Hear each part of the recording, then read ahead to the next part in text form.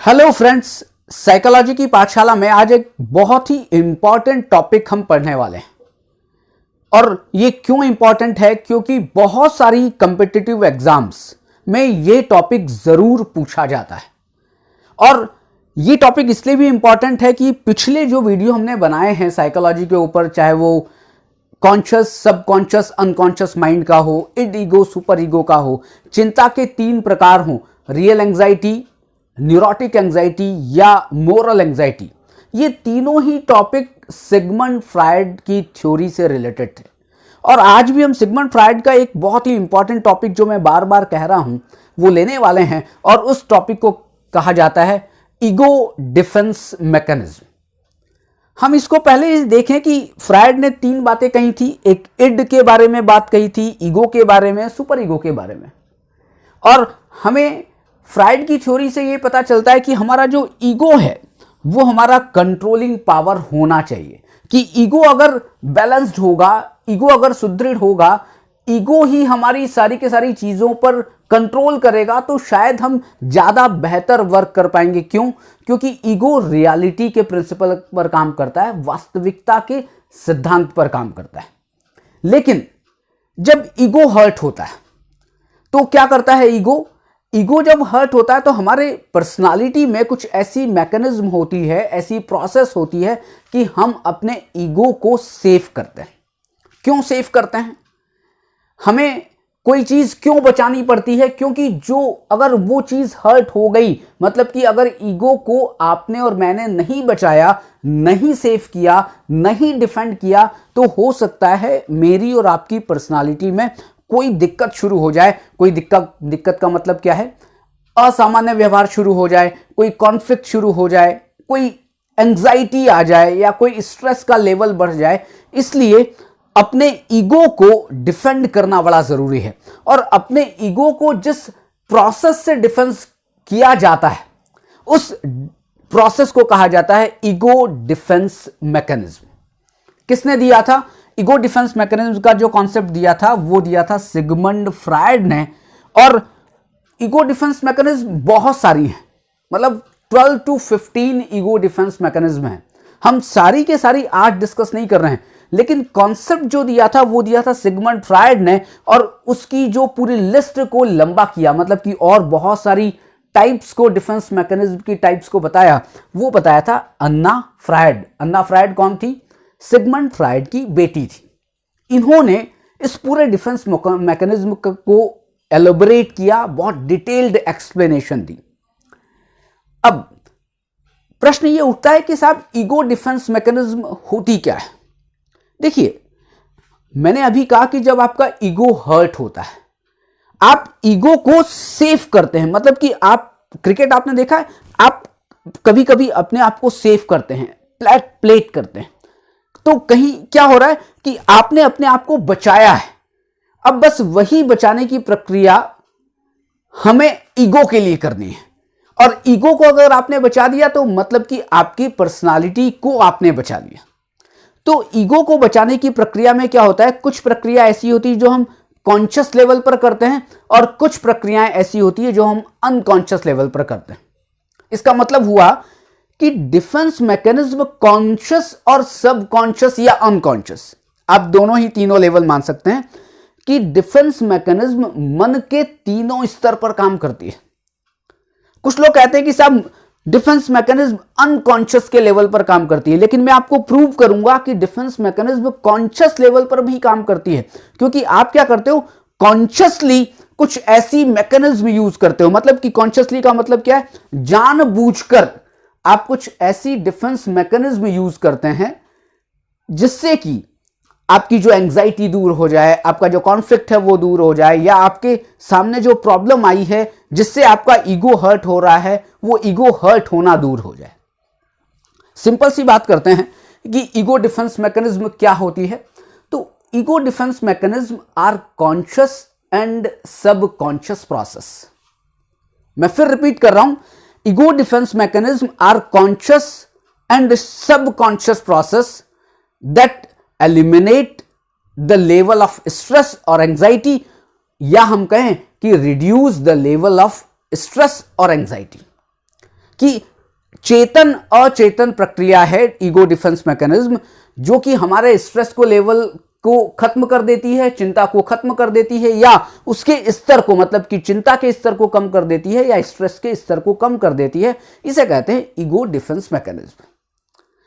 अभी थोड़ा लग रहा होगा कि साहब अभी बातें समझ नहीं आ रही, ये चेतन स्तर क्या है, ये अचेतन स्तर क्या है, ये कैसे काम करती है। तो अब हम पहले इसके प्रकारों को समझेंगे ना, तो आप ठीक ढंग से समझ पाएंगे कि ईगो डिफेंस मैकेनिज्म काम कैसे करती है, या हम ईगो डिफेंस मैकेनिज्म को यूज कैसे करते हैं।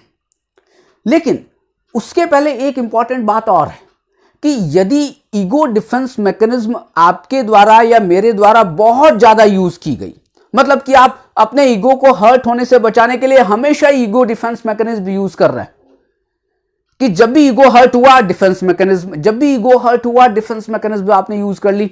बार बार अगर किसी चीज को यूज करेंगे तो वो कहीं ना कहीं गलत हैबिट डेवलप हो जाएगी, और वो जो बैड हैबिट डेवलप हो गई बार बार डिफेंस मैकेनिज्म यूज करने की, तब आपको कोई ना कोई मानसिक बीमारी और ज्यादा हो सकती है, आपको कॉन्फ्लिक्ट और ज्यादा हो सकते हैं, आपको कंपल्सिव बिहेवियर और ज्यादा हो सकता है, आप में न्यूरोटिसिज्म के लक्षण ज्यादा देखने को मिल सकते हैं। इसलिए कहा जाता है ना कि कोई भी चीज साम्य अवस्था में करें, कोई भी चीज बैलेंस्ड स्टेट में करें।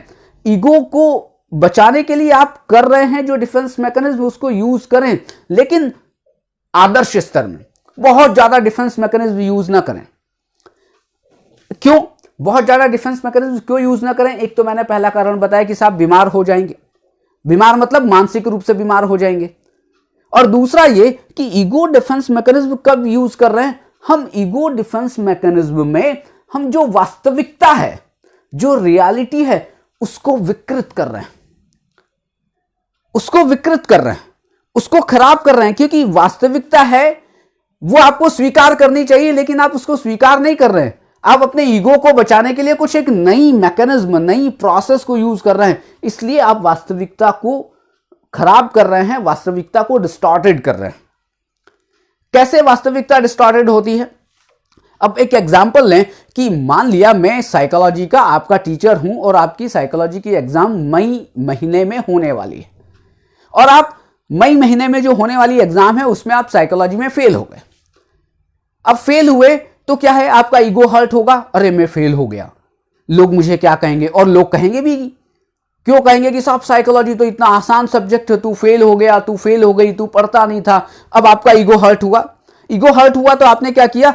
आपने दूसरों के ऊपर डाल दिया। दूसरों के ऊपर मतलब, अरे विवेक सर ने अच्छा नहीं पढ़ाया था इसलिए मैं फेल हो गया, विवेक सर ने कुछ कथा कहानी सुनाई थी इसलिए मैं फेल हो गया, अरे वो जो पेपर है वो आउट ऑफ सिलेबस आया था इसलिए मैं फेल हो गया।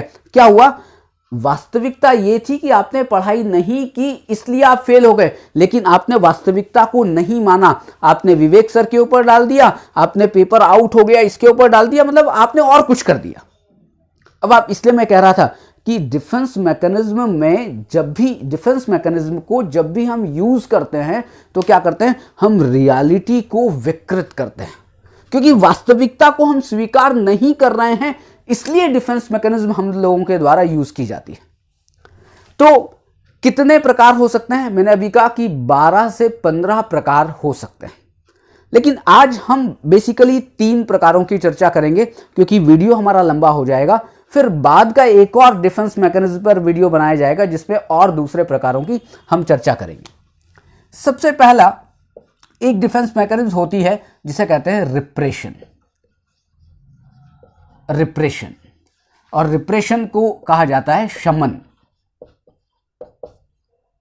दूसरी डिफेंस मैकेनिज्म जो इसी से रिलेटेड है इसलिए मैं लिख रहा हूं, उसको कहते हैं सप्रेशन, और जिसको कहा जाता है दमन। अब रिप्रेशन और सप्रेशन का मतलब क्या है? देखिए, होता क्या है कि जब आपके मन में, मतलब कि आपके चेतन स्तर में, अब आप ध्यान रखिएगा जब भी हम इन दोनों को यूज करेंगे, रिप्रेशन और सप्रेशन को, तो चेतन स्तर की बात करेंगे कि जब हम अपने चेतन स्तर पर, हमारे जो चेतन स्तर पर हमारे क्या होता है, कुछ ऐसे विचार आते हैं जो एंजाइटी को बढ़ाते हैं, जो हमारे कॉन्फ्लिक्ट को बढ़ाते हैं, जो हमें परेशान करते हैं, जो हमारे ईगो को हर्ट करते हैं। तब उसको दो तरह से हटाया जाता है अपने माइंड से, या अपने ईगो को सेव करने के लिए उनको दो तरह से हटाया जाता है। एक कैसे हटाया जाता है, आप थोड़ा सा ये देखें कि आपको एक विचार आ रहा है और उससे आप बहुत ज्यादा परेशान हैं। एक विचार आ रहा है, एक इंपल्स आ रही है, एक आवेग आ रहा है, एक इच्छा ऐसी मन में आ रही है जो चेतन स्तर पर है, जिससे आप बहुत ज्यादा परेशान हैं, जिससे आपका ईगो हर्ट हो रहा है। क्या होगा क्या कि थोड़े समय तक वो आवेग, वो इच्छाएं आपके मन में आएंगी, वो चेतन स्तर में जाएंगी और चली जाएंगी, ऑटोमेटिकली चली जाएंगी। मैं फिर रिपीट कर रहा हूं, कुछ विचार थोड़ा सा अब फिर और थोड़ा ध्यान दीजिएगा कि कुछ विचार ऐसे होते हैं जो हमारे मन में आते हैं और आने के बाद ऑटोमेटिकली चले जाते हैं, ऑटोमेटिकली चले जाते हैं। आपको उनको भेजने की जरूरत नहीं पड़ती कि साहब यहां से चले जाओ, मेरे चेतन स्तर से चले जाओ, साहब मेरे माइंड से हट जाओ। नहीं, वो क्या होता है, आ रहे हैं, थोड़ी देर आपके माइंड में घूम रहे हैं और घूमने के बाद चले जा रहे हैं। आ रहे हैं, थोड़ी देर माइंड में घूम रहे हैं, थोड़े समय तक आपका ईगो हर्ट हो रहा है और उसके बाद वो ऑटोमेटिकली चले जाता है। कहां पर चले जाता है, अब ये फ्रायड कहता है कि वो कहां जा रहे हैं, वो जा रहे हैं आपके अनकॉन्शियस माइंड में। क्लियर हो रहा है? अब अनकॉन्शियस माइंड में जा रहे हैं, ऑटोमेटिकली जा रहे हैं, इसका मतलब क्या है, सब रिप्रेशन हो रहा है, शमन हो रहा है, ऑटोमेटिकली हो रहा है, दमन नहीं हो रहा है। दमन का मतलब क्या है, दमन होता है दबाना, हम दबा नहीं रहे हैं, हम तो केवल और केवल अपने काम में लगे हैं, लेकिन वो ऑटोमेटिकली वो चली गई, रिप्रेशन हो गया। अब जैसी वो ऑटोमेटिकली चली जाती है, वो जो भी विचार हैं, आप क्या करते हो, अरे यार चलो अब रिलैक्स, मतलब ऑटोमेटिकली आप रिलैक्स हो जाते हैं। क्यों? क्योंकि वो विचार चले गए, जो आपको परेशान कर रहे थे, जो आपके ईगो को हर्ट कर रहे थे, वो विचार, वो आवेग, वो इंपल्स, वो बातें, वो सब आपके माइंड से हट गई, ऑटोमेटिकली हट गई। मैं बार बार यूज कर रहा हूं, आपने उसको हटाने का प्रयास नहीं किया, वो तो आई थी और चली गई, तो आई थी और चली गई। तो ये अनकॉन्शियसली, मतलब आपने जाना नहीं कि साहब वो कब आई कब चली गई, लेकिन जब आई तब वो परेशान कर रही थी, जब वो आवेग आए, जब वो आवेश आए, तो मेरा ईगो हर्ट हो रहा था। अब ईगो हर्ट हो रहा था तब मैं परेशान था, लेकिन वो मेरे मन के अंदर से, मेरे चेतन स्तर से, मेरे कॉन्शियस माइंड से वो चली गई, अपने आप चली गई। मैंने कोई प्रयास नहीं किया, मैंने कोई उसके ऊपर दबाव नहीं डाला, चली गई। मतलब क्या है, अनकॉन्शियस लेवल पर गई हैं। तो मैंने आपको क्या कहा था, अनकॉन्शियस और कॉन्शियस दोनों ही स्तर पर डिफेंस मैकेनिज्म यूज की जाती हैं। तो रिप्रेशन क्या है, वो रिप्रेशन अनकॉन्शियस लेवल पर, मतलब कि आपको कोई पता ही नहीं था कब गई, वो चली गई, तो इसे कहते हैं रिप्रेशन। लेकिन इसी से रिलेटेड है सप्रेशन। सप्रेशन का मतलब क्या है, भाई साहब कुछ विचार आ रहे थे, कुछ इंपल्स आ रही थी जो आपके ईगो को हर्ट कर रही थी, या आपको अपने ईगो को बचाना था, तो बचाने के लिए आपने क्या, अरे हट यार, माइंड से निकलना है। मतलब आप कभी कभी करते हैं ना, अरे माइंड में क्यों आ रही है, निकले। मतलब आप क्या करते हैं, उसको जानबूझकर अपने दिमाग से निकालना चाहते हैं, जानबूझकर अपने चेतन मन से निकालना चाहते हैं, आप जानबूझकर निकालना चाहते हैं, मतलब आप इंटेंशनली उनको हटाना चाहते हैं अपने चेतन स्तर से। और जब इंटेंशनली आप किसी को धक्का देंगे तो वो क्या करेंगे, धक्का मतलब आपने उसको सप्रेस किया है, आपने उसका दमन किया है, और दमन करने के बाद भी, सप्रेशन के बाद भी वो कहां चली जाएंगी, वो आपके अनकॉन्शियस माइंड का पार्ट बन जाएंगी, या वो आपके चेतन स्तर से हट जाएंगी। लेकिन दो तरीके हैं, एक रिप्रेशन क्या करता है, ऑटोमेटिकली चले गई, और सप्रेशन में क्या हुआ, भाई साहब जा नहीं रही है मैं, और कैसे भी हटे, आपने उसको धक्का दिया, आपने उसको प्रयास किया, और प्रयास करके आपके चेतन स्तर से हट गई। और कभी कभी आपके और मेरे साथ ऐसा जरूर होता है कि कोई विचार हमें परेशान करता है, अरे हट जाए, हम किसी दूसरे काम में लग जाते हैं, कैसे भी करके विचार मेरे मन में नहीं आना चाहिए, कैसे भी करके ये इंपल्स मेरे मन में नहीं आने चाहिए, मतलब उसको हटाने की आप कोशिश कर रहे हो, आप जानबूझकर वो चीज हटाना चाहते हो, दैट इज सप्रेशन, जिसको कहते हैं दमन। तो रिप्रेशन और सप्रेशन हो गया। अब तीसरी डिफेंस मैकेनिज्म, जिसका नाम है रैशनलाइजेशन। रैशनलाइजेशन का मतलब क्या है, युक्तिकरण।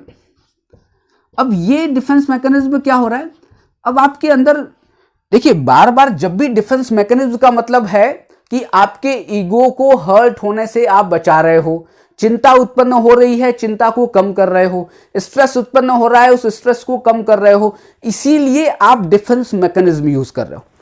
ये अनकॉन्शियस लेवल पर हुई थी, ये कॉन्शियस लेवल पर हुई सप्रेशन। क्यों? क्योंकि आपने जानबूझकर, आपने जानकर अपने चेतन मन से हटाने की कोशिश की है।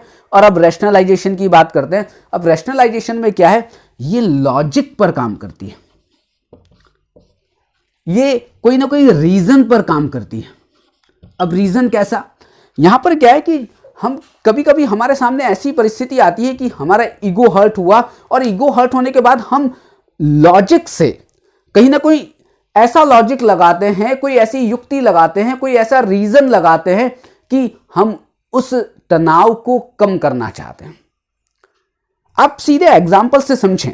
आपने कहानी सुनी होगी, एक लोमड़ी थी और लोमड़ी को दिखा कि अंगूर लगे हुए हैं, और वो क्या उछलती है लेकिन वो अंगूर तोड़ नहीं पाती है। अरे अंगूर तो खट्टे हैं, तोड़ नहीं पाई। रियलिटी क्या थी कि वो अंगूर को तोड़ नहीं पा रही है, लेकिन उसने मन में एक तर्क लगाया, एक रीजन लगाया अपने ईगो को बचाने के लिए। क्योंकि अगर आप तर्क नहीं लगाते तो अरे मैं तो देखो अंगूर भी तो नहीं तोड़ पाया, तो अपने ईगो को सेव करने के लिए उसने तर्क लगाया, अरे अंगूर तो खट्टे दिख रहे हैं, हरे हरे हैं, खट्टे नहीं, जरूरत नहीं है, मैं दूसरा कुछ और खा लूंगी, मैं दूसरा कुछ और खा लूंगा।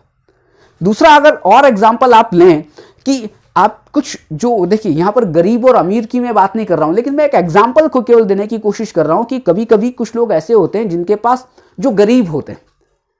यहां पर मैं फिर रिपीट कर रहा हूं, गरीब और अमीर से मेरा कोई भी स्टेटमेंट देने का इरादा नहीं है, लेकिन मैं केवल एग्जाम्पल से समझाने की कोशिश कर रहा हूं कि हम कभी कभी स्टेटमेंट देते हैं कि अरे दूसरों के घर का जो हलवा है, जो मिठाई है, उससे अच्छी तो अपनी सूखी रोटी है, उससे ज्यादा अपनी सूखी रोटी में स्वाद है। अब आप ये बताएं कि जब वो व्यक्ति ने ये स्टेटमेंट दिया, वो क्या कर रहा था? अपने मन को समझाने की कोशिश कर रहा था। क्या ये हो सकता है कि मिठाई का स्वाद और सूखी रोटी का स्वाद बिल्कुल एक हो? देखिए, समझने की बात अलग है, देखिए व्यवहार की बात अलग है, लेकिन अब आप खुद ही थोड़ा सा लॉजिक लगाएं कि क्या ऐसा हो सकता है। लेकिन उसने अपने मन को समझाया, अरे वैसे ही होता है, अरे बादाम नहीं मिले तो मूंगफली खा लो, मूंगफली ज्यादा पौष्टिक होती है। तर्क से, मतलब कि अपने जो आवेग थे, जो इंपल्सेस थे, जो कॉन्फ्लिक्ट पैदा कर रहे थे, जो चिंता पैदा कर रहे थे, जो स्ट्रेस को बढ़ा रहे थे, अगर वो मिठाई, अरे मुझे मिठाई नहीं मिली, मुझे मिठाई नहीं मिली, मुझे मिठाई नहीं मिली, तो उसके अंदर कॉन्फ्लिक्ट होता, मेरे पास तो पैसे नहीं है, मैं मिठाई भी नहीं खा सकता। लेकिन उसके मन ने एक व्यू रचना रची, उसके मन ने एक डिफेंस मैकेनिज्म यूज की, अरे मिठाई की क्या जरूरत है, मेरे घर में जो गुड़ है ना, वो गुड़ उस मिठाई से भी अच्छा है, उस मिठाई में तो केमिकल है, लेकिन मेरा जो गुड़ है वो बिल्कुल प्योर है, ये मीठा खाऊंगा ना तो उससे ज्यादा ताकत आएगी। क्या हो रहा है यहां पर? वो व्यक्ति रैशनलाइजेशन, मतलब एक लॉजिक लगा रहा है, एक रीजन लगा रहा है कि जिससे उसके तनाव को इस स्तर के कम किया जा सके, उसकी चिंता के स्तर को कम किया जा सके। तो यहां पर आप देखेंगे तो रैशनलाइजेशन भी कॉन्शियस लेवल पर काम कर रही है। आप जानबूझकर, आप चाहकर आप लॉजिक लगा रहे हो।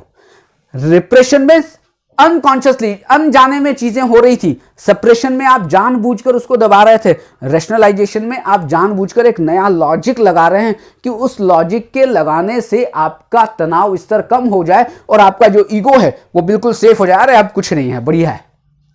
तो ये है आपकी डिफेंस मैकेनिज्म, लेकिन अभी पूरी नहीं हुई है, ध्यान रखिएगा। अभी केवल और केवल हमने 3 डिफेंस मैकेनिज्म और डिफेंस मैकेनिज्म के कॉन्सेप्ट को हमने समझा है। आगे कल फिर हम नए और डिफेंस मैकेनिज्म के प्रकारों को समझेंगे, इसलिए कल का भी वीडियो जरूर देखिएगा। और आज का वीडियो अगर आपको अच्छा लगा हो तो ये वीडियो जरूर शेयर करिएगा, इस चैनल को सब्सक्राइब करिएगा। अगर आप साइकोलॉजी को प्यार करते हैं, आप साइकोलॉजी को समझना चाहते हैं, तो जरूर इस चैनल को सब्सक्राइब करिए। Thank you very much.